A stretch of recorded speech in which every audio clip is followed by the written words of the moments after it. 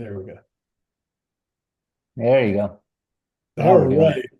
right. Welcome, Ken Stringfellow, to the Nobleshire Progressive discussion here at Progressive Rock Central. And Merry Hmm. Christmas. We're almost upon Christmas here. Yeah. Merry And Christmas.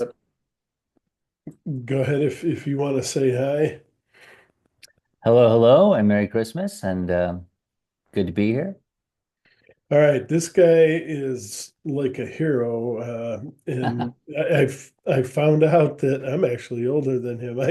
I thought he was older than me, but back in the '80s, I listened to the Posies, and I was like, oh my God! And I was going through a real bad breakup during one Mm. of their best albums, and it just was perfect. It gave me the information, the melodies that I needed to get through that period. And fantastic. Every one of their albums is fantastic. And everything this guy, he's not just a musician, artist, singer, songwriter extraordinaire. He also produces music, and the guy is just constantly busy. We caught him here in France on a very short, probably time out on his tour, and we're going to be talking to him about his brand new solo album, Circuit Breaker, that was released on October 18th. And I guess let's start there. Um, Mm. tell us a little bit about the decision making that went into what you were going to do next and why the solo album and why the name. Well, when you say decision making, it sounds a little bit like there's a calculated strategy Not so around a much board of strategy, direct just around a board oh, of directors, and we're all no, coming up no, with no. something like a product. But my records, uh, I really don't know how it is for other artists. Like you can't be inside someone else's head, but I know for me that, especially with the solo albums, they come when they're really needed, like when I really have something to say that's so overwhelming that it has to happen, that at least that's true for most of them. I too have been through some difficult breakups, I went through a really kind of on and off. So one relationship with many breakups and many get back togethers, and that fueled like my first two solo albums. Really were all kind of written from that one period, Yeah, for example.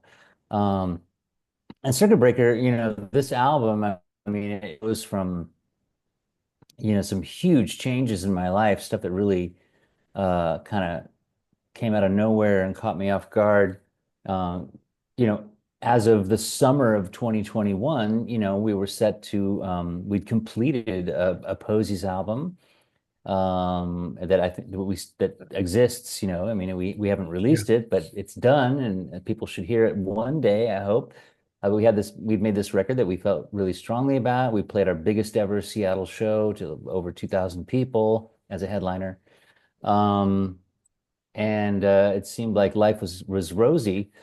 Little did I know that there was another story developing um, out of sight from me. We could say even behind my back. Even involving my yeah. bandmates and stuff like that. It's really something out of a Netflix series, really. Mm. Um, and the result being that there was this article published about me that basically laid out some allegations, none of which are true. And but these days, it really doesn't matter if the things are true or not. I think people are just looking for um, places where they can sort of project their anger, etc. Anyway, the results were very powerful. That's all I can say. Kind of really came out of nowhere, knocked me off my feet. My world kind of shut down. as I tried to figure out, how this could possibly happen. Um, and it's out of that total collapse that the songs of Circuit Breaker started to emerge. I mean, I am still a songwriter. Many things in my life have changed, but the fact that I express and sort of document, big emotional moments in my life in a song, encapsulate them in a song, usually with a little bit of perspective, but sometimes when you're in the thick of it, you write your pain. Um, and so that's kind of the genesis of this album. And time has gone on, but and things are a little different now, but really like I was in a very, very deep emotional kind of well, in a sense, when I wrote these songs. Now, why is that? Um, Well, I was what just I, gonna let me just yeah, say one thing. yeah. We actually met down at a restaurant over in Bellingham. Hmm. Well, he's lived in Bellingham. Well, Uh, I say I'm from there. Yeah, I've oh, lived cool. longer there than anywhere else in my childhood. That's for long. I graduated high school, started my first bands. I mean, I'm from Bellingham. He's not ashamed of it. That's good to hear. But no, Yes. we met and he actually asked me this question because I wasn't ready for it. It was perfect. And he goes, where do you think people's inspiration, musicians' inspiration comes from? Mm-hmm. And, I'll never forget it. I hope I say the right word, but it was pain. And I think that was what you said as the answer, because I just thought, emotions, or sometimes I cover a lot of prog. It's, things that they've been wanting, concepts, that they've Mm-hmm. been wanting to unleash and tell people about. So, sometimes same thing with metal. They Mm-hmm. have these ancient images they want to bring back out. But you came back with the word pain. Is that, and that's definitely what you've been talking about here so far, but go ahead. Did I get Yeah, it right? I hope I remember. yeah, more or less. I mean, I would say like childhood pain, that's the pain. Things are more painful when you don't have the tools to deal with them. Yeah. So little things can have a big impact on a child. And I would even argue that, some of the things that make even some of those prog and metal musicians who are maybe approaching their concepts intellectually, the whole reason that they were drawn to the expression of music might not be purely intellectual, but that's a supposition. But I know for the songwriter, the confessional songwriter, the reason you'd put yourself out there is kind of because you can't really just shoulder it all yourself. You're like carrying that pain and it has to go somewhere. And the place it goes is into your art, and you relive it every night on stage. And it's got so much power, this ancient pain, that's like an endless, it's like fusion power. It just never runs out. Um, so when you have that kind of childhood trauma, pain, or whatever you want to call it, and you haven't really reckoned with it as an adult, it has the tendency to intensify, shall we say, current events in your life. You have a breakup and it hurts even more because it's similar enough to that abandonment pain that you might have if you've been through an abandonment in your childhood, that it kind of brings it back up and it makes a breakup could be painful, but it's like doubly painful if it's also triggering your oldest wound. And all of that was definitely true. What I discovered in the journey after the 2021 situation, and I went into therapy and had a really great experience working with an excellent therapist. And he was really good at keying into at the essentials. He's very attentive and very good at teaching, so that I can understand the general concepts about how we human beings are put together and how Yeah. we develop. How we respond to pain. And yeah, how there are certain mechanisms that children gravitate towards too, because that's the only tool in their toolbox. I Yeah. mean, if you um Fight or flight, you mean, or well, it's the fight or flight is a natural response that is very central to how the human brain works. But in an environment, a childhood environment that's dangerous or isn't very nourishing, or the parent is playing games with you, etc. Now, I didn't experience all of those things. I'm just saying, yeah, using those as examples. But um, where your fear is that your needs won't be met. That's a very primal yeah, fear. That can happen in a number of different ways. Um, the child has only certain responses to that. I mean, there's only, but they're quite efficient in a way because, we've evolved over yes. hundreds You're of thousands of years of human evolution and millions of years of primate evolution. We've got some strategies for coping with an environment so that we survive. A child can survive almost anything, but thing is, those survival strategies aren't that well adapted to life when the survival situation you've gotten through it.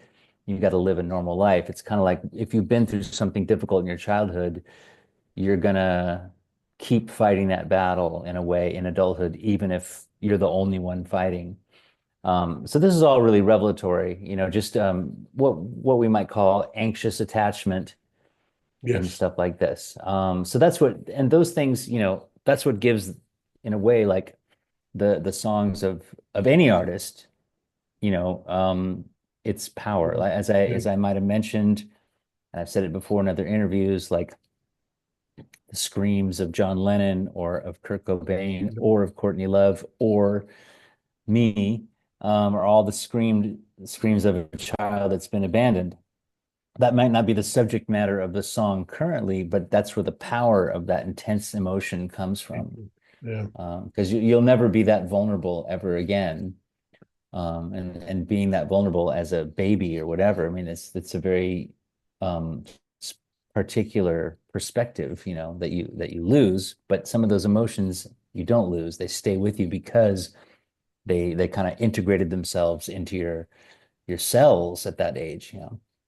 Um, so Circuit Breaker, you asked about the title, right? yeah, And it kind of just came to me like in an inspiration, but it's extremely relevant. Why I picked it out of that song, because it's not even the chorus of the song Circuit Breaker. The chorus says something else, but Circuit Breaker is just a concept that goes by in a verse at one point. But it's a really apt image, because my whole life about at that point was about several things. One is, patterns like that are in us. We all have certain those strategies I mentioned for surviving childhood become kind of ingrained patterns, and you kind of have to break out of them later because they're not useful necessarily in later life. Um, and so that's a kind of breaking of a pattern of a circuit that, at the same time, my discovery through what I went through is, really about like things that are kind of, I see as kind of fundamentally dysfunctional in our society, about how we address certain problems or create certain problems, um, that I think are worth standing up to. And so just my art as kind of social defiance, I'm supposed to not exist anymore because I've been punished and blah, blah, blah. This kind of crap, that comes with cancel culture. Um, that's not going to happen. And so I'm also breaking those patterns as well, because I think those patterns are also unhealthy and are kind of perpetrated by people who themselves haven't worked out their childhood wounds. And then a circuit breaker is also like the thing that, when there's an overload, the thing that, blows up. And yeah. kind of what happened to me in my life, it kind of overloaded and blew up. So it is a great image for all those reasons. and it protects you. Um, it does blow up, but it helps you restart the power again and True, restart your energy. true. So talk about, because I obviously years and many others during that Seattle. I don't know if you want to call it the Seattle scene. Everyone hates that word, but during the '80s and '90s, Mhm. um, you guys were an influence not just to me, but to millions of people out there, not just fans, but other Mhm. bands as well. But who were your influences? Who are some of the I think you met, well, I'll let you do it instead. Go ahead. Well, I mean, at the time we were starting, you mean? No, just you've witnessed this pain, you've lived through that. What were you listening to when you were going through some of these situations? Who affected you? Who, um, again, maybe inspired you to, okay, have this pain, but I need to sing about it. And I'd like to sound like who, or not so much like to sound like, but Mhm. who is it that you learn from? Or do you understand what? When I was starting out in music, you mean? Yeah, yeah. Yeah. Who are you listening to? That, All kinds of that, things. yeah, Um, I would say, um, well, the first things I had access to, of course, are my parents' records. So, and in there, were some rock and roll records like the Beatles. My parents are of that generation, and the Beach Boys, things like this. So they had some of those records. A lot of my parents' music listening wasn't rock and roll. It was more like uh, kind of in between jazz, easy listening, this kind of thing. Johnny Mathis, Nat King Cole, yeah, these kind of things. And I love those records too. Um, but the Beatles had a certain, those records were extremely colorful and adventurous and humorous and approachable and also mysterious. And there's a lot going on. There's quite a few more layers to those records than other things in the collection. yes, yeah. A lot of Um, people. so that was pretty easy to gravitate towards and want to know more about. And then I just kind of progressed from there. I liked the Who a lot. That was a big band for me. I think they had a great, like, kind of almost bipolar Yeah, they approach did. to music, right? Where they had this extremely hard, heavy stuff. Um, and then they would break out into these moments of like Blue incredible Eye. vulnerability, Yeah, like from Pete Townsend, and then behind the so they wheel. had these two big peaks, and those kind of extremes are really something that a teenager I think can understand. Our moods are always like swinging and Yes. stuff as teenagers. Those are a Uh, couple examples. Okay. Yeah, and then you definitely can see that on some of those um, albums you made early in the '80s. There's a lot of those Beatles type harmonies and things like that. So yeah. Yeah. All right. And so before we get into the album, he has been on tour ever since the release, and maybe even I think before the release in September, Mhm. but definitely since October. And Yeah. been all over Europe and here in the United States.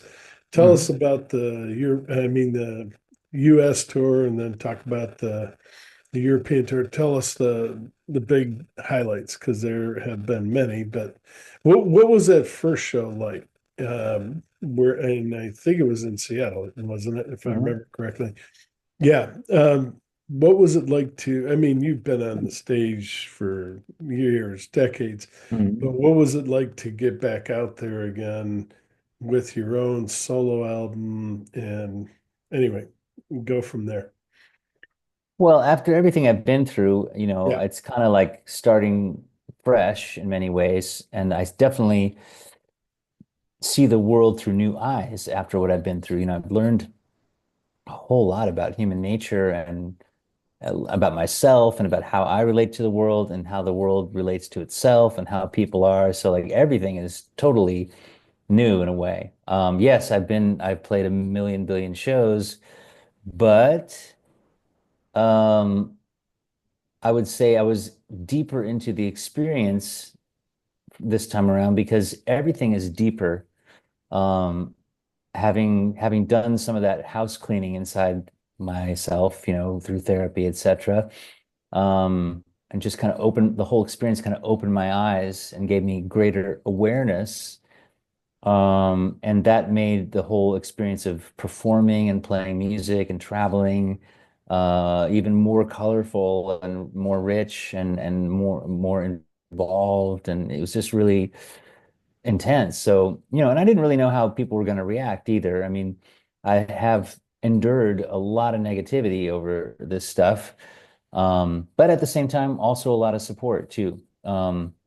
But you never know what's going to win in this world. In Hollywood, good triumphs over evil, but in reality, it's not always so sure. 50-50, Uh, right?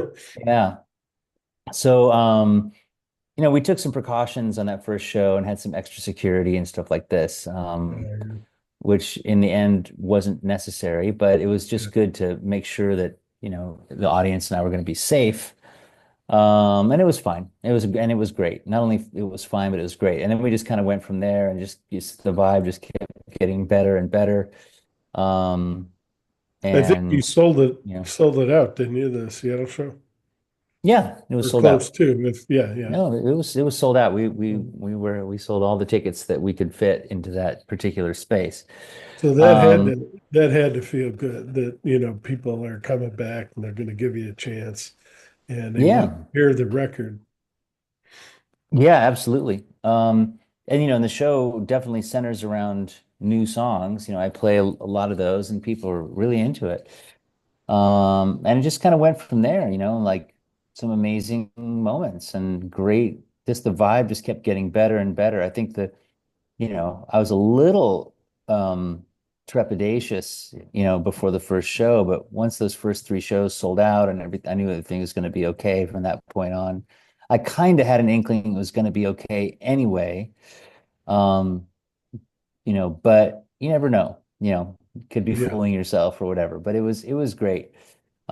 And people were wonderful. I had a lot of help, great reception, and just some, super interesting situations. The way I do shows, I've been doing them for a long time, where I do them and I don't generally like to play in clubs.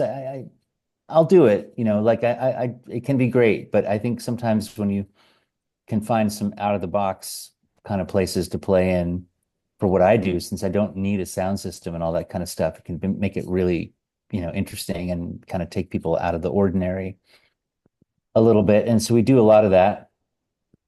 Um, Did you do living room shows? I know you talked to me mm, about doing that. Did you have a few of those? That yeah, can you imagine, Ken Stringfield standing in your living room, 5 feet from you. I mean, or it's got less. to be a lot of fun for fans to get that close and experience it that close up. Yeah, well, it's also more fun for me too. I mean, being up on a stage is fine, but I like something a little less pompous in a way, like Sure. if I for my solo stuff, because I don't need to be up on a big stage with monitors and a big sound system. That's overkill for what I do. My show is this presentation is relatively simple, so I can get very close to the audience, and that makes it more intense. Um, like especially the way I sing, like is very, very like just really putting this stuff out there, like and each How each was the show I kind banter? of give it get like 1,000%. The banter, Like just talking with people and in between songs. Did you describe, maybe the making of a song before you did it, or just jumped into it and then you had people maybe say, hey, how did you write that? Or, I mean, did you have that kind of interaction? Not wrong word, banter's maybe not the right word, but just, the interaction, that must have been fun to get that from people. Hopefully you did. Well, I mean, we do talk, yeah, but during the show, I mean, people are pretty much in listening mode. Although I do, I often would open it up to taking requests and something like that. It could go Oh, kind of free form as the night goes on. Yeah, I mean, I talk about stuff. I talk about all kinds of things, I mean, kind of kind of wing it a little bit. Sometimes I go off in some tangents or whatever about life or whatever, but or various concepts I'm interested in. I don't know. but It's did the show doesn't people, really have rules. but did fans ask you a lot of deep questions, good questions? Well, I mean, the show is not really a Q and A, you know what I mean? No, It's no, just no. like, but so I just kind of play and I think people are just there to listen or whatever. So, I mean, we do stuff like I have like dinner with, that I sell as a VIP ticket. We can have dinner Oh, okay. before or after the show, depending on how it works out. And so people can, if they want to ask any kind of question during the dinner, it's usually just two to five of us having dinner together. And that's really great. People can get into it there and ask me all kinds of things. But in general, I don't know. I mean, the music kind of speaks for itself. Yes. Everybody knows, I mean, my story and my so-called dirty laundry has been well aired. And it's just kind of, I mean, we just kind of moved on from that. It's about the No, no, music, I was but hoping talking about the, creation of the song or some of the inspiration, things like that. well, Uh, that kind of happens here in these interviews. So hopefully that's that's where true. people are curious. They'll get that information right here. All right. And you're going back out after the holidays. Hmm. So you're in Europe now, right? He's in France right now. The second part of the tour is European, or are you going to go beyond that? Or, Yeah, definitely. I mean, so far I did this US tour. I did the UK, Italy, and Spain just before the holidays. And the next up is at the end of January, I'm going to Japan and Cambodia, and then back over to Europe to do as much as we can in the other countries, Germany, Belgium, Holland, Sweden, Norway, Finland, maybe more UK, maybe more Spain. Went really well there. yeah, And then, there's a lot of places I didn't get to in the US and I didn't get to Canada and all this kind of stuff. So that needs, I'll be working on that for spring. And then summer, I don't know. I mean, we'll see, but I have some plans in the fall to go to Australia. wow, So, we should cover pretty much everything in the coming months. South America, I'm not sure, but the rest we'll touch upon each place, that each is awesome. continent. Yeah. That's great. So basically, you've rebuilt the I'm trying to figure out the right word. Um, the fear I think you may have had that, what these people were trying to take away from you, Mhm. there is no fear anymore. You can go anywhere you want throughout the world, and Hmm. there's going to be an audience for you, and that's so good to hear. You sound Yeah. so you're like, all that stuff, all that uh, crap that they tried to do to you, it's not holding you back at all. And that's good to hear. No, That's very good to hear. no, nor should it. No. Nor should it be allowed to.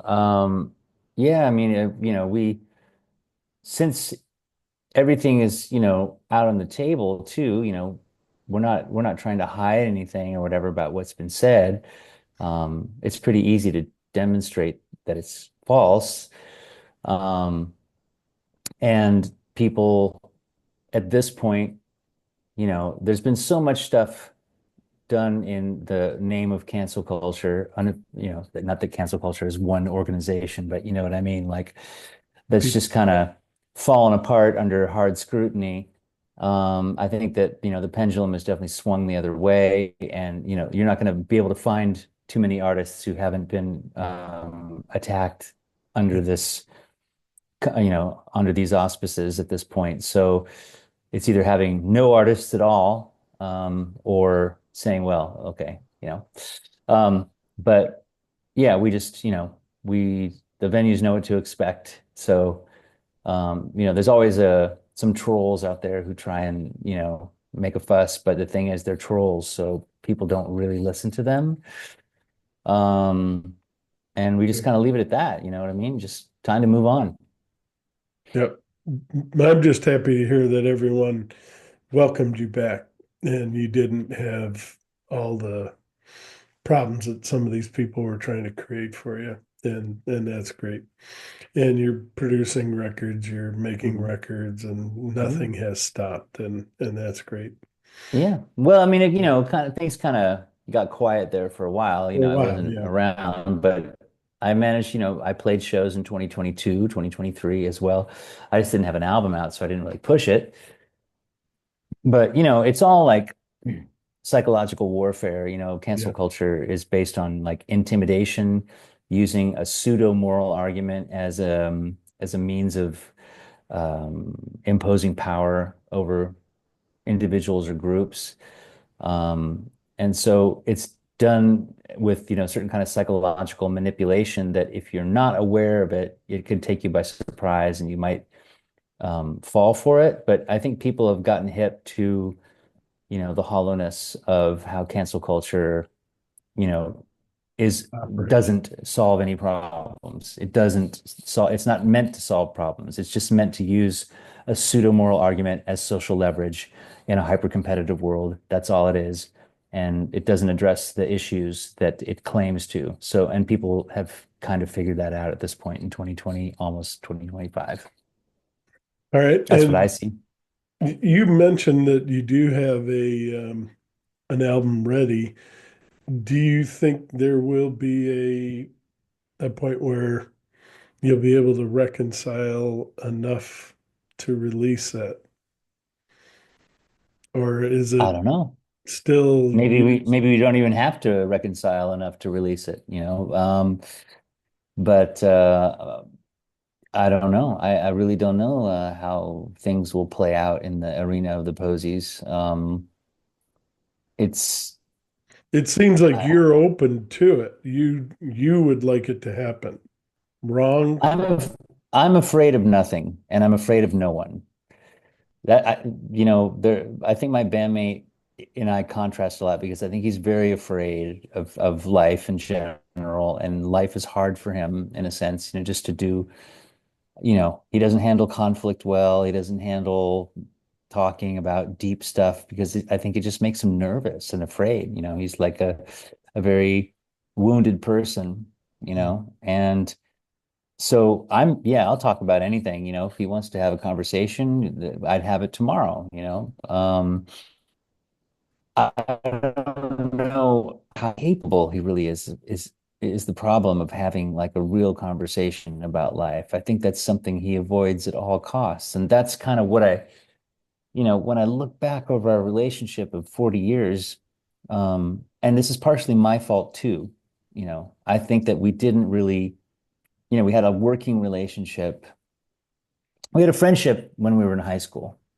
And I can remember some deep conversations. And I think, that I can remember him being a little more vulnerable, in those days, and available, as a person. And then as an adult, being around age 20, around the time we started the band, Cole kind of kind of just went to another place. We had a job to do in a sense, and we had so much on our plates and we had so many opportunities and challenges, and we were just, trying to make this thing go.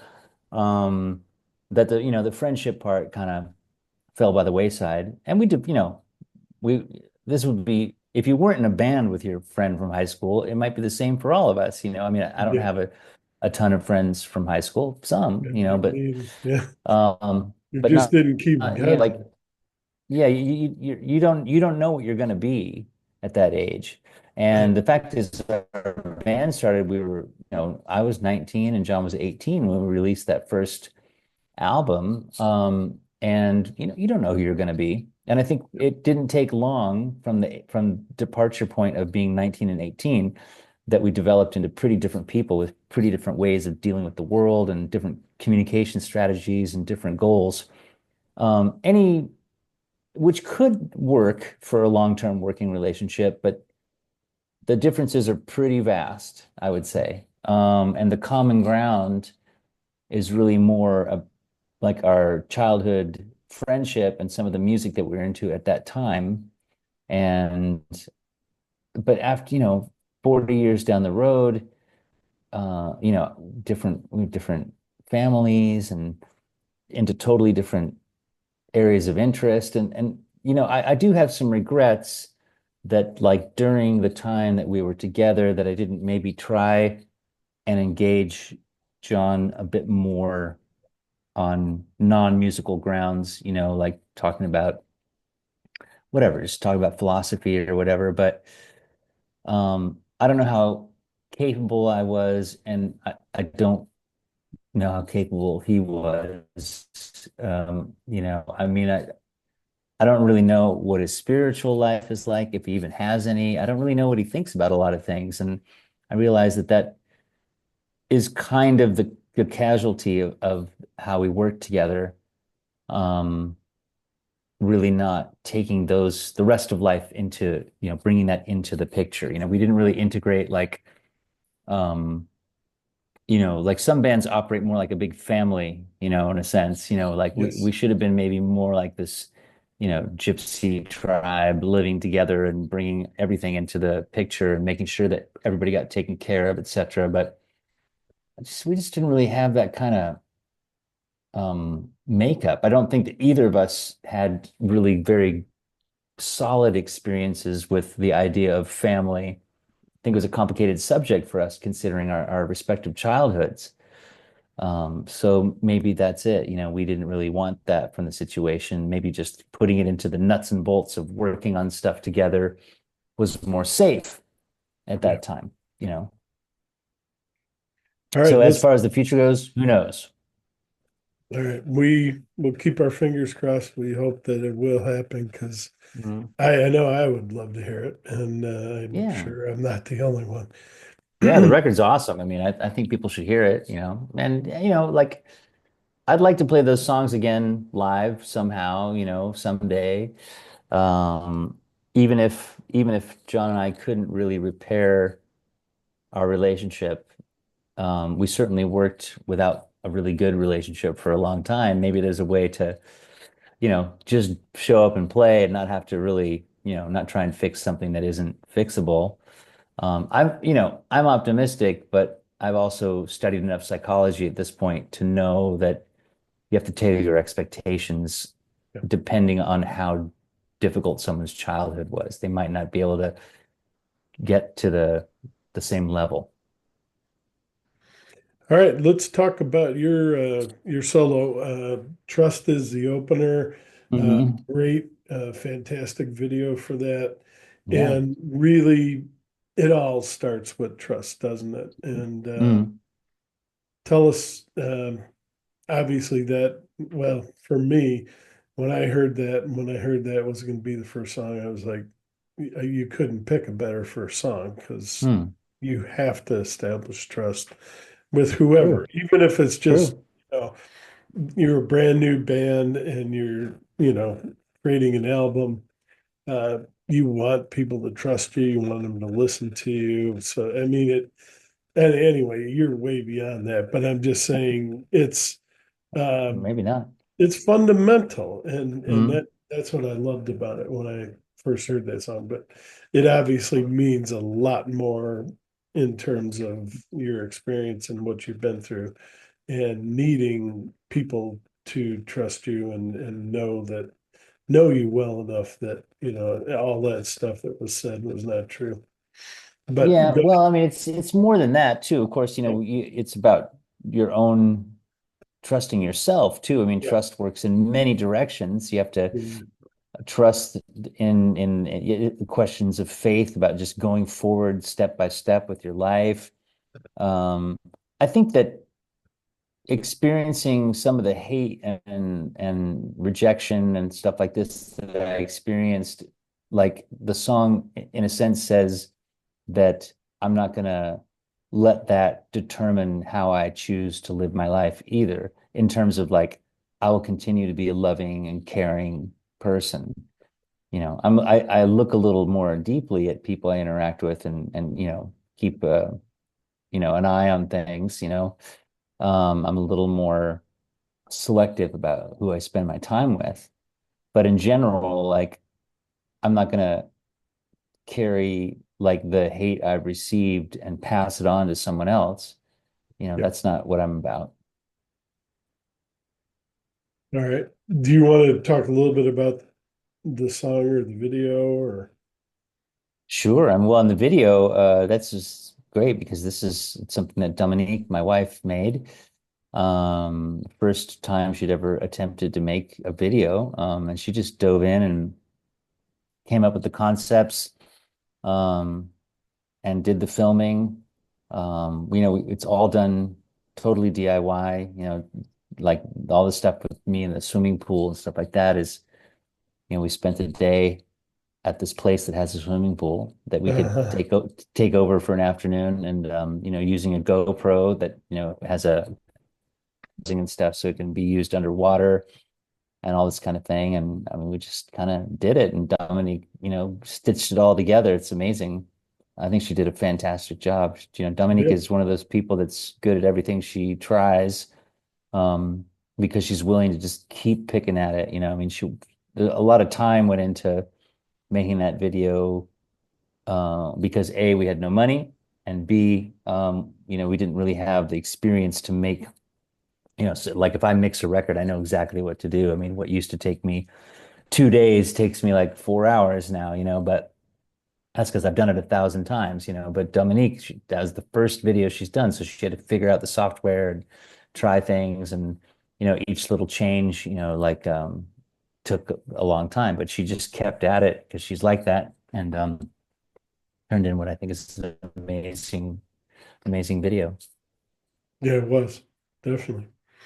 Well, and you kind of touched on this a couple minutes ago, but the second song, If That's What God Hmm. Wants, a much Hmm. deeper emotional song. And I don't know how to ask this the right way, so I'm just going to ask, but it sounds like you are a man of faith. And is that um, new from this whole experience, or were you always that Hmm. way, or am I off base? And you're not. I don't. I think you are, but Well, the and my relationship it's with probably too personal um a question to ask anyway. no, But I mean, might as well ask, right? So I would say my relationship with uh divine nature, with God, um, I think ultimately, I think what we're all having a relationship with is a mystery. There are the classic, faiths, the world faiths, Christianity, yeah, Islam, as well. Judaism, Mhm. blah blah blah. They have, these doctrines that have been, carried forward for millennia, and they're very specific. And of course, they also, even they leave a lot of mystery too. Um, so I didn't grow up in a religious household, that's for sure. But I've had numerous experiences in my life, um, that I can't explain in the There context you go. of sort of Science, physicalist nature. world. Like it's just there's some other Yeah. dimensions, intelligence, etc. And we use God as the heading. I mean, if you're a person, from the Christian faith or Islamic faith or whatever, you use God as a specific kind of being that's been described, in various ways in the scripture. And I'm aware of some of those things, but I also have these experiences that I think are kind of direct. I mean, I think there's a lot of things just Yeah. sitting there in plain sight that that if you're not into the idea, you'll bat away. Um, but I think that the scientific viewpoint, I'm what you call uh, an instrumentalist in science. I believe that's what they use in philosophy. That the stuff is super useful, and if you're going to figure out how to, use GPS or, put a rocket on the moon or whatever, obviously science is incredibly useful. Def- But it's sort of for me incomplete. There's another part of the universe. I think there's like, some kind of moral teaching that seems to come along with being a human being. And it's not just that um, it's about the human race teaching you its morals, because often the human race is totally amoral and, horrific. Um, so it's like other things seem to give you opportunities to learn moral lessons for yourself, and they're kind of private, um, in a sense. So, you know, yeah. Yeah. the best I can tell you is that I I spend a lot of time in contemplation of these matters. I have a communication or a relationship with the divine energy that you could chop that up in a number of different ways and describe it the way that works for you or for someone else. The way it works for me is that I'm okay with the mystery, but I don't I feel like, because I feel like God or divine consciousness or the one or whatever you want to call it is so vast and so intense that it would really be impossible for us to truly comprehend it or describe it from our limited human perspective. Yes. But that it seems to me that consciousness, energy, what you could call the spirit in Christian terms or whatever, um, I don't get the impression that that is something that's lost as the body diminishes. Yeah. We can't communicate with it necessarily. I can't just go hang out with Albert Einstein. He's been Right. dead since the 50s. Not in this scenario, not in this little Realm. Yeah. theater that we're in right now. I Yeah. think this theater is like school. I mean, like we're here to learn certain very specific things in this life, and we might be learning them all at the same time. In other words, I might also be you and and someone else and this person and that person. We have all the experiences that are possible to have, and maybe that is also, there are those who surmise that that too is uh, is equal to the meaning of God. You've probably heard about what is it? Is it Letters from God? Is that the book where there's like the guy receives these kind of prophecies in a sense, not really prophecies, but explanations, like ask me any question, and basically the conclusion is that earthly existence and the existence of the human, the soul, whatever, is also God trying to experience itself in a sense and At trying the to, same time. I got you. yeah, it's this kind of thing. But I mean, the wonderful thing is that we can't really fully know. We each get a little glimpse. And it's like it's that in theory, you would think that, hey, if we all worked together, and put our views together and discussed it, we might make some progress. But actually, it's still so big, the mystery. So Yeah. I love this mystery and I love contemplating it, and I'm definitely convinced. And hey, if someone out there is a rationalist or physicalist or whatever you want to call them, it's true. It's an irrational thing to make that leap to make a conclusion about things that I can't directly access. It's just that I've felt certain kinds of experiences that I can't really explain any other way. That's true. There's another. Yeah. I Oh, agree go ahead. with you that we as even Albert Einstein, even some of the greatest minds could never fathom all of the possibilities of the divine or the spiritual or the this nature that sort of exists throughout the universe. Hmm. When you see, uh, and people are like, well, if we find life on another planet, God doesn't exist. Well, why is that? Yeah. And things like that. It's either this or that. There's choices. You either Mhm. go with science or religion. I don't think there is that choice, and I think that's kind of what you're saying. Yeah. That don't structure yourself that way, you're basically setting yourself up for failure. And those people that do either way, Mm. there's people that don't believe science, the flat Earth Society, things like Mhm. that, Mhm. where I never will trust science, and Mhm. in the other way, where you're extremely religious, and so. We need to stay away from the extremes. And I think what Good you advice.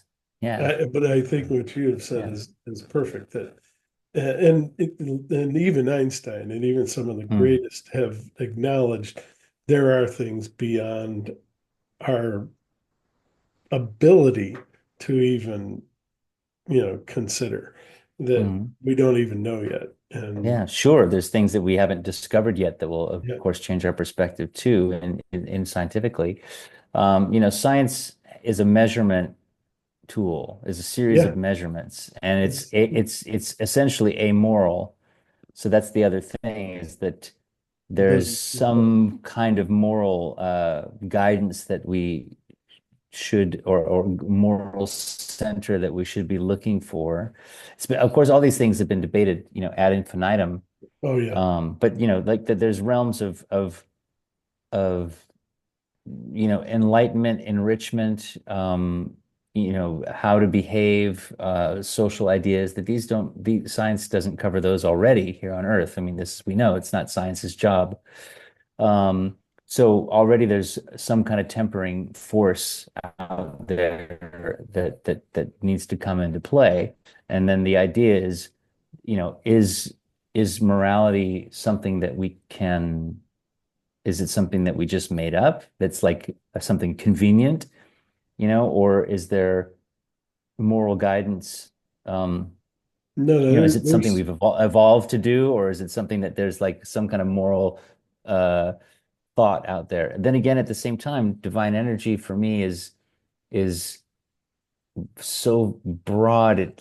It's so accepting because one of the things that a conclusion I came to eventually after doing some of this therapeutic, therapy work and meditation, all kinds of things, like I got to a point where I could say, hey, I'm ready to embrace this entire panoply of experience, yeah, including the stuff that's painful.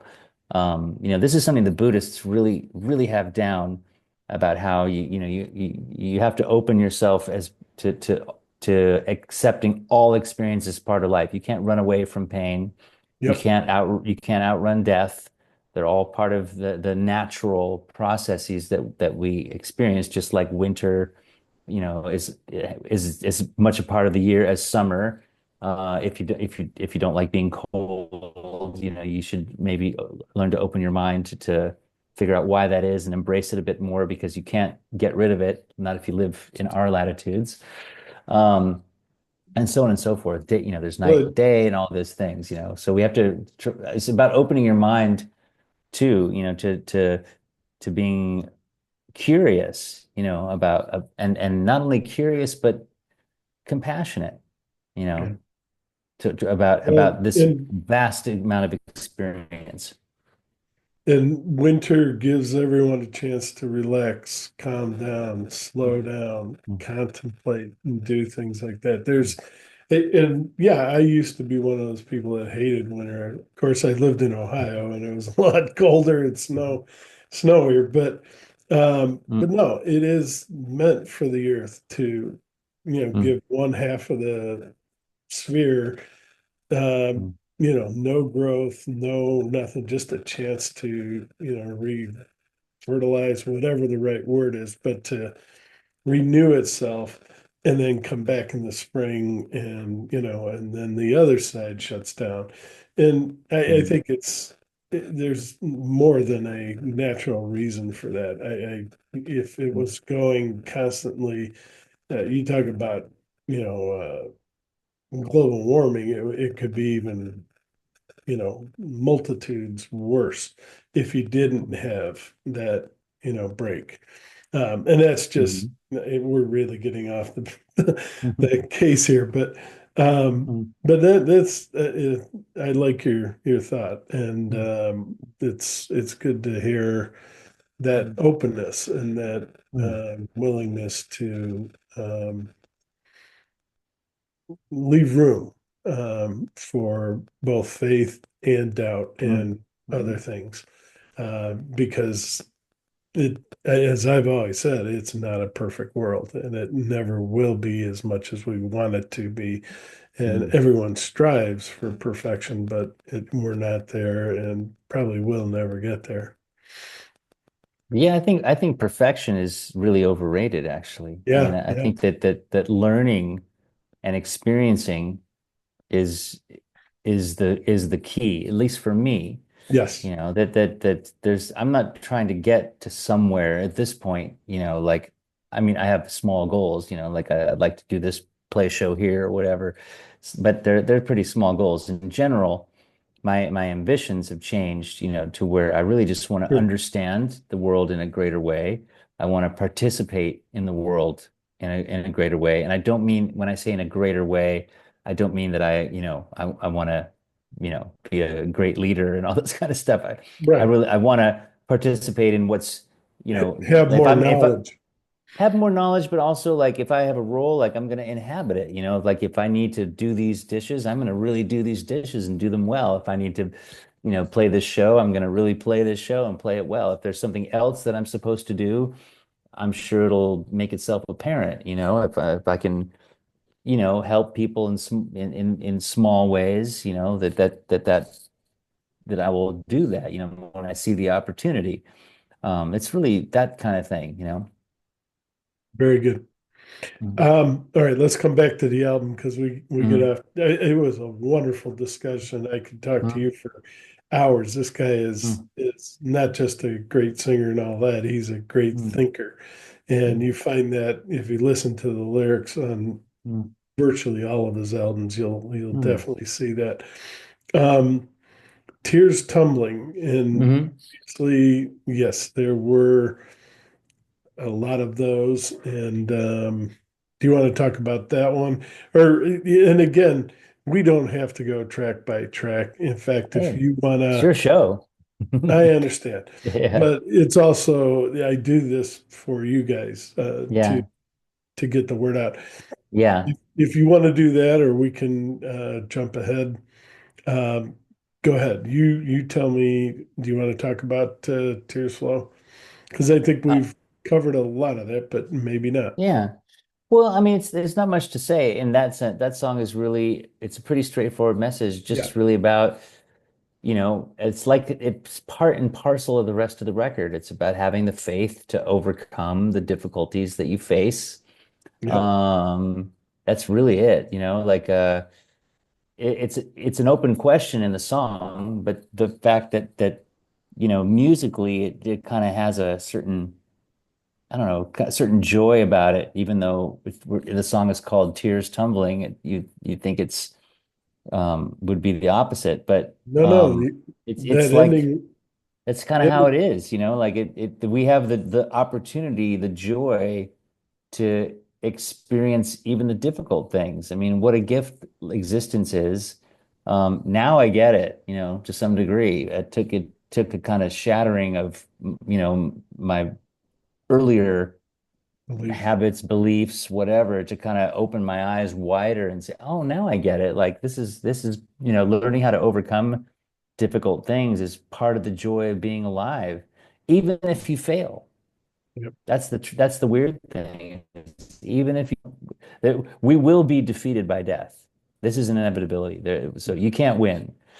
And So you really it's shouldn't really try. the Yeah. winning, the winning is about embracing the experience and just in just being in there and like being in that moment and saying, "Wow, this is what an incredible universe. I want to know more." That's what I think. Good, good.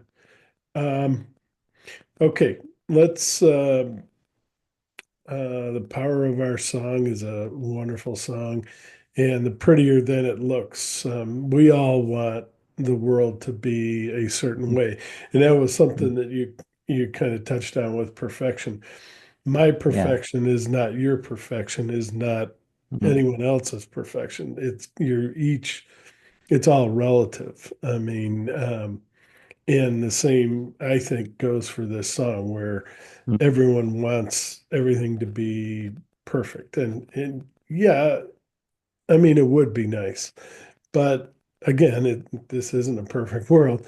But sometimes, like you said, you learn from those experiences, and Mhm. that in its own way helps. At least that's what I think of the song. But you tell me if I'm on base or if No, there's I more. mean, anyway, the song becomes what it becomes in you when you hear it. But the funny thing about prettier than it looks, it's kind of when you analyze the phrase, and I wrote this song, it straight up came to me in a dream. Like the most of Wow.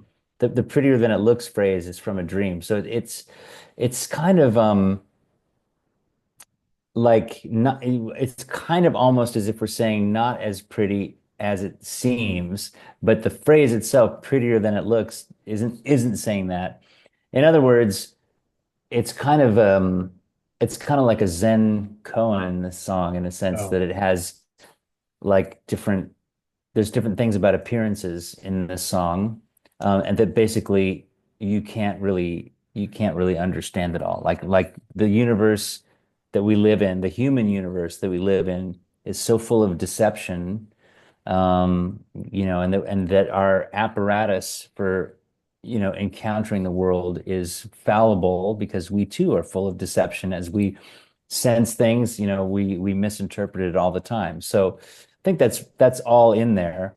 And then all it says in the chorus, if you want to, it's kind of a chorus. It's just, mhm. it's just that I walk with my heart defenseless, you know. I just no matter what, even if the world is puzzling, dangerous, I'm still going to go forward with an open heart. And, if love doesn't stand a chance, doesn't matter. Take my hand. Let's embrace it as we can. That's really what the song says. Yep. Let's work on it together, which is what Mhm. we all have to do.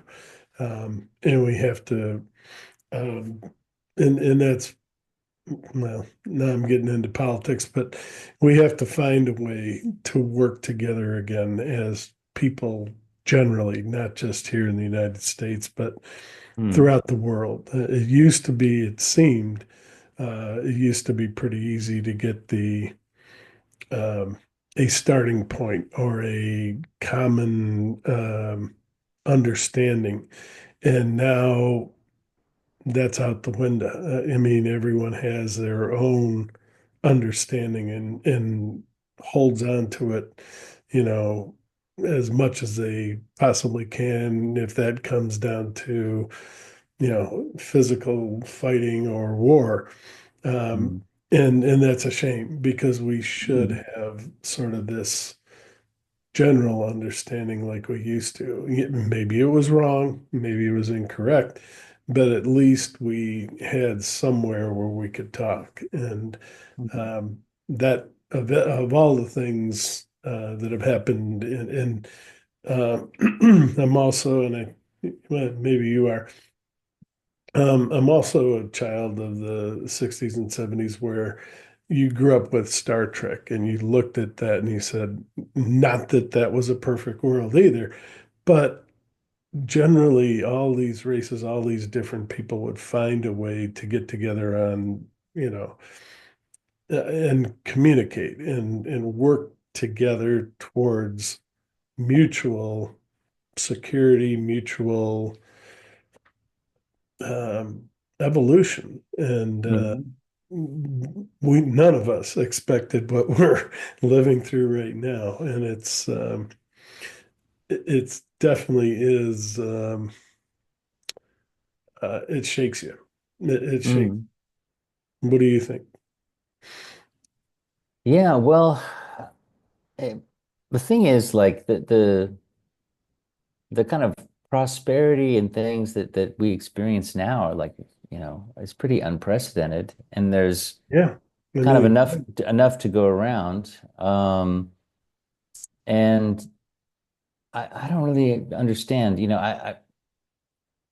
I know there's opportunities for people from all walks of life that didn't exist, 100 years ago. I mean, like it wasn't that long ago that that women couldn't vote and things like this. I mean, we haven't left yeah, that world, the world of slavery and all that is not that far behind us. We have made some progress. It's been a battle, in many ways, and it continues. But I mean, I think that sometimes um, people are a little bit embarrassed by the prosperity of the society, and they don't want to. There's a thing that came up about privilege, and that this is this argument that's been made lately in the last few years, and so all of a sudden nobody wants to be tagged with that label. And I think we spend an inordinate amount of time worrying about how we're seen under these various labels that are just arbitrary, as far as I'm concerned. They have a little bit of logic to them, but at the end of the day, they're kind of arbitrary, and I don't think that they're really serving us. I think it should be also that the way that we've been indoctrinated into basically saying, hey, there's a very small pie, and if you if everybody's allowed to participate in society, that means that you're going to lose something. yeah, I think that that's false. hmm And I just don't. I also don't see that the labeling and the social media arguments, et cetera, really do much to change the actual state of how people are experiencing life. I yeah, mean, like we can argue about even it. worse. And Yeah, yeah, because people get caught up in these arguments and it makes them feel bad and then they get resentful. But actually, there's a it's sort of selfish in that sense to spend your time on, I think, on Facebook arguing your point. Like yeah, you could be out there doing something for the world.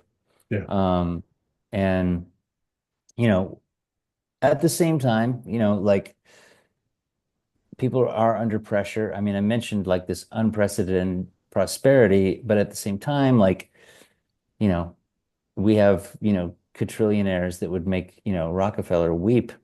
yeah, And that's a bit strange. I think people feel a little bit of a squeeze. But I don't think that these questions of privilege really, I think everybody across the board is feeling a little bit more of a squeeze.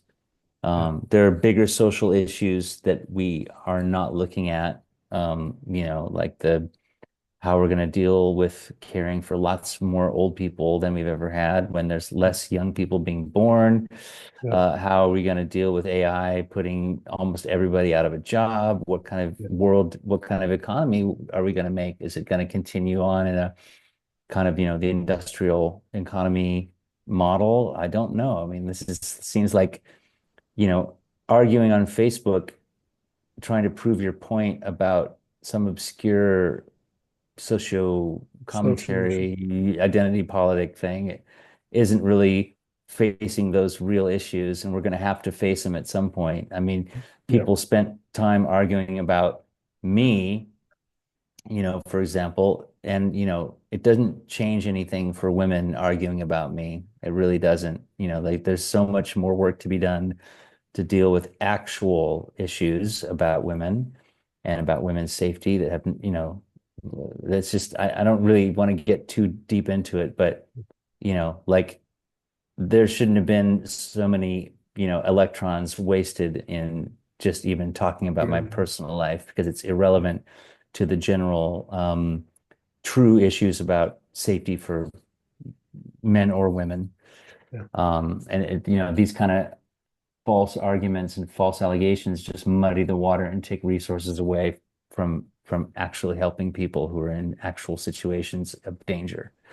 Couldn't say it any better. Yeah, we Mm, are spending a lot of time on things that we really don't need to, instead of applying to things that we really, really could help ever. mm, And that's, I guess maybe that's the change that I hate the most is it seems like we came from a generation where, the broad consciousness and uh, security and welfare of the world was important, to now it's my guys, my people, I need to protect them mm, versus everyone else, and mm, yeah, and it's sad. It really is. mm, I mean, um, the class, and and as a student of history, you mm, saw this happening all over Europe for years and mm, centuries and centuries. And it's like, haven't we learned from that? And mm, why go back to that? My goodness, the futility in that and all the lives lost and lives wasted. Why would you ever want to go back to that? And yeah, mm, it's tough. All right. The one song that just floored me the first time I heard it, and I asked you mm, when we were together, was "Waiting." Talk a mm, little bit about that, because it's a contrast from sort of the rest of the album, but it works in the way that I'm sure you're going to explain. And then talk about Lydia Lunch, because I didn't remember the name, and then I went back and mm. it told me who it was, and I looked her up, and yeah, she's very, very famous. But go ahead. Well, yeah, I mean, she's an incredible artist, and she's done a lot of different things. I mean, she's an author, and she's a singer, and she's a poet, and she's done acting, and I mean, yeah, and she's been part of the underground music scene even since before punk rock, and Yeah. she's not that much older than me. She just started really young, and she's just I don't know, she's incredible. And what's interesting about Lydia is like she's one of the first people. When the article came out, it came out the day before I was leaving Seattle just by chance. I was, coming back to Paris to hang out and whatnot. But I had a session in my studio, and the article came out during that session, and like everybody cleared out of there. And then the next day, as it happened, I was already scheduled to leave town, just as well. And so I got to Paris, and as it happens, Lydia was actually doing an event in Paris. Now, I also had an event that night that Dominique was managing. She was producing a show for the label she works for, and so I needed to be at that show, and I just wanted to be around her and my daughter and everything. But After all that, um, yeah. but but Lydia was in town, so I went out of my way to hang out with her for a couple hours, and she was great. Like just there's a real tension between fourth wave feminism and third wave feminism about like tactics and concepts, and what third wave feminism would say about fourth wave feminism is that it's based in a victimhood stance and not empowerment, and that fourth wave feminism assumes victimhood and is trying to like to address that, redress the wrong, and get things based on that by crying that we're all victims of the patriarchy, blah blah blah. And third wave feminism doesn't think that way at all. It's that that those people like Dominique and that generation, people who are so we say 45 and older, are more about, hey, I can do this job as good as anybody, and I'm going to do whatever it is I want to do. I'm going to do it. It's not a victim stance, it's an empowerment stance. And it's also about empowering other women. That's what I see. Now, I'm not a woman, but this is what I see, and this is what I've read, and this is how it's been explained to me.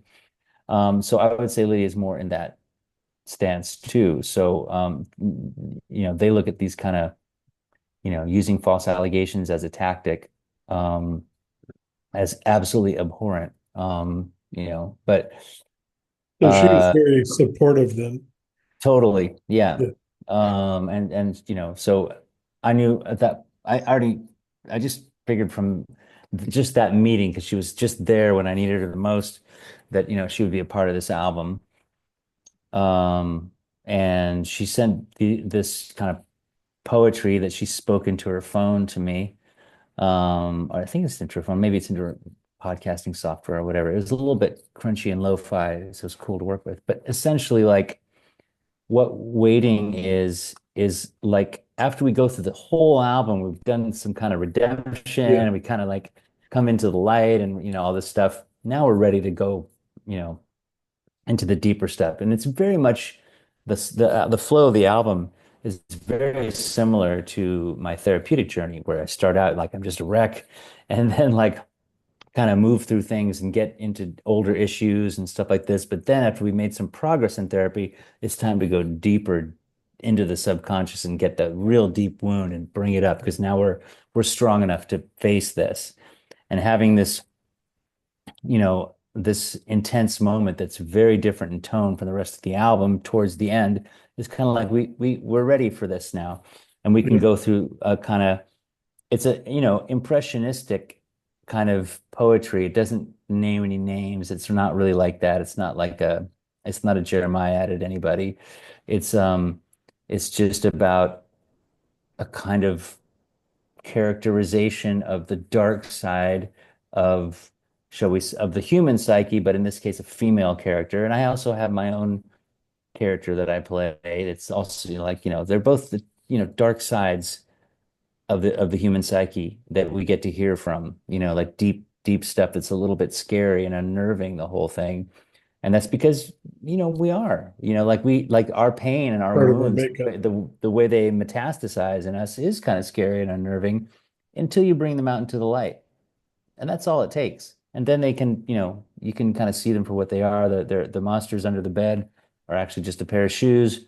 Like you can just kind of work with it at that point. And that's why it segues from there into Ride High, which is, you know, a song that's totally empowered, but this is just a trip through the dark side of the human soul. Not, that I think that what's dark about the human soul that's wounded is just that it's needy. It can't really be fed. I mean, when you're a wounded person, you're very needy, and you could become an alcoholic or heroin addict or whatever. You're just trying to fill that empty space in you, and that empty space is self-love. If you haven't figured out how to master healthy self-love, you won't be able to master any other kind of relationship, because it all depends on healthy self-love. You fill your cup and you let it overflow to other people, rather than trying to get people to fill your cup for you. Very good. Mhm. And I probably shouldn't even ask, but is there a connection to with the High Plains Drifter to the movie, or no, not at all? I don't know. I mean, she just kind of Do came you up use with those that? Oh, words, okay. She chose and that. I just kind of echo her, Okay. But I don't know if it's just a phrase that's out there. Okay. I mean, And yeah, whatever it is the phrase, probably there's probably the phrase itself that predates the movie. You know what I mean? probably. Yeah. Yeah. Yeah. I think you're right. All right. And all right. So somebody like you is Mhm. always busy. And I what's try. next? What's next besides I mean, once you get done with the tour, um, another solo, or I know you're, like I say, you're always producing albums for other people. And if you Yeah. want to mention, I think you just finished one, um, possibly that you want to talk about. Oh, well, yeah. I mean, there's a couple of really good albums that have been out lately that I worked on. The one of which that I just posted about the other day Yeah. is the new album by The Heat. Yeah. great Seattle band that originally formed in the 70s, and they released their only album in like 1980, and then split up, but got back together in recent years, and they came to my studio and did their new album there. It's a great power pop record with um, kind of snotty vocals. They weren't really a punk band, but they played like power pop. I would say like kind of their first record, Have an Idea, is kind of like a mix of it's not quite as like word heavy as Elvis Costello, but some of the same kind of musical energy, Oh, a little okay. bit of Flamin' Groovies, Cheap Trick, this kind of stuff, but there's like a certain punk snotty thing in the vocals that really sets them apart. And so that's still the formula today, Okay. really, really good. There's another, how does he call his record? It's like got this crazy title. Um, this guy, Minky Starshine, this guy from Providence, and I've worked several of his albums over the years, but he just released another one. There he is, Minky Starshine, artist, and it's got this title I can never quite get right. Boozer's Gloom and a Pinch of Anxiety.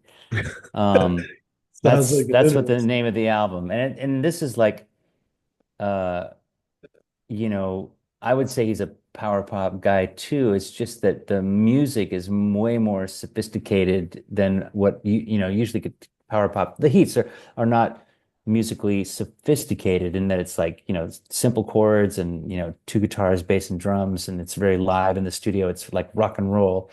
The Mickey album is more sophisticated in that it's more layered and there's more instruments going on and there's, a little more conceptual production ideas, that I think are really nice ear candy.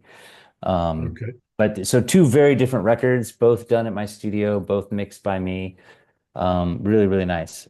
As far as my plans, I've already tracked a few songs for another album, and I'd like to get one out relatively soon. I got some really good songs that I think are worth building an album around. I'm going to keep writing and keep seeing how things go over the next month. But I'd like to get something out sooner than later, alongside while I'm touring and alongside while I'm, producing other artists and stuff like that. The production I do in several different ways for people. I have a studio in Seattle and it's really great. I think everybody should come and work there. We just are putting in a new API console that's going to be amazing. It's a purpose-built studio with a great tracking room and tons of vintage instruments and a Steinway piano and all this kind of stuff. I love working there. But at the same time, I also go to other studios to work. I did sessions this year at Abbey Road. That was marvelous, and I can work in pretty much any studio in the world. No problem. I know my way around a studio. And then mixing, I tend to do on the very computer that's hosting this conversation right now. This little laptop Oh, wow. is where I do my mixing, and I've got like a little analog stage that I'm like a summing amplifier that I mix through, but the magic generally happens in the computer, and that way I can kind of mix wherever I am. I do some mixing in Yeah. Seattle at the big studio, and that's great. But if I want to go somewhere else, I can just mix on the laptop, and it sounds pretty damn good. I mean, the Heats album and the Minky album were mixed on my laptop. I was Wow. just working with this guy named Dan Gallagher, and I went to Barbados, Oh, wow. and after like I played there, and I booked myself to be there for a few days last month, and I basically during the day I just hung out in my hotel room and mixed his songs on my laptop, sit in my hotel room in Barbados, and then when I got to where my analog gear was, I could output it. But I can so that way, like I'm used to like if I have a day off on tour, like if I'm in a place that, if I don't have some social obligation or the weather's shitty or whatever. Sorry if I swore, I can bleep that out if you No, want. that's all right. If the weather's not good, I can just, hey, you know what? I'm gonna just hang out and mix a song. All right. Any other questions? And I know there's thousands that I'd like to, and we could stay here all day, but we can't. Mm. But anything that I missed or anything you want to talk about the album or anything in general? Um, Well, I think to summarize, I think the album, um, my hope for the album is that people pick up on the message of, you know, finding the strength to overcome, any obstacle and to find that faith in yourself. I've come to view life, to be honest, as simply nothing more than a series of tests of faith. yeah, And when you go through each one, you're going to get another one, later.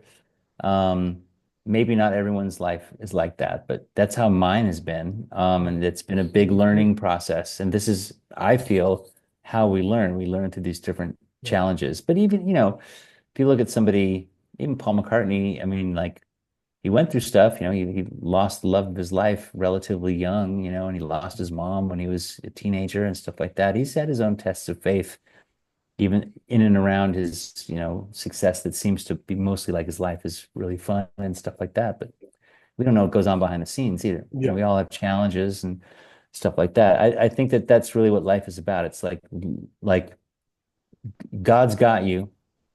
Go through the challenge. Just see what's on the other side. Drop the fear, because that's not going to help you. It's only going to hold you back. yeah. Go forward and know that you're in good hands. If you don't want to call it God, that's fine. If you just want to say it's self-resilience or whatever, that's fine. Whatever works for you. But the main theme of the album is about overcoming any obstacle, and you can overcome all of them except for the final one. You Man, know. yeah, we all have that time. Yeah. Mhm. Well, hopefully it's a long way out for both of us, for all of us. Yeah. Yeah. And Ken, thank you very much Mm. for everything, for taking the time to do this, for meeting with us Yeah. originally down in Bellingham. And I mean, that took a little bit of trust because he didn't know who I was. Mhm. And I appreciate that trust that you did. And it's been great. And, Yeah. I've been listening to you for years and will continue. And looking forward to what's next. And with him, there's always going to be a next. So, Touch wood. all right. Well, All right. hold Well, on. I'm thank you, gonna. Mark. Oh, go ahead. I just said thank you and, Merry Christmas and all the best for 2025 and to you and yours. And the same to you. Merry Mm. Christmas, and you have a wonderful New Year. But hold on. I'm gonna stop the recording. But yeah, thank you very much for everything, for reaching out and being willing to do this. And again, thank you for everything. All right, My hold on just pleasure. a second.